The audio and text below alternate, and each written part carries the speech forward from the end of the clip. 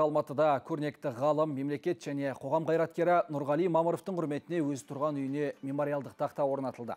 Академикті еске алуға әріптестері, туған туысқандары, замандастары қатысты. Ғалымның ғылымдағы жетістіктері, ел экономикасының дамуына, білікті маман даярлауға қосқан үлесі мемлекет тарапынан ескеріліп, көптеген жоғары марапаттарға ие болған. Мен Нұрғалимен көп жылдар бірге дос болдық, араластық, отбасымызбен араластық. Өте қонақжай, қазақи мінезді, ашық, адал дос болды. Ғылым саласында маңдай алды ғалымдарымыздың бірі болды.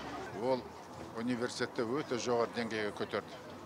Ол университеттің қасынан Қазақстанда бірінші халықаралық қазақ-жапон бірлестігін құрды. Академиктің еңбектері өнеркәсіптік өндірісті оңтайлы ұйымдастыру мәселелері бойынша ірі ғылыми мектеп құруға негіз болды. Оның жетекшілігімен 35 доктор және 76 экономика ғылымдарының кандидаты дайындалды. Бүгінгі таңда олардың барлығы экономика және әлеуметтік салада қажырлы еңбек етуде.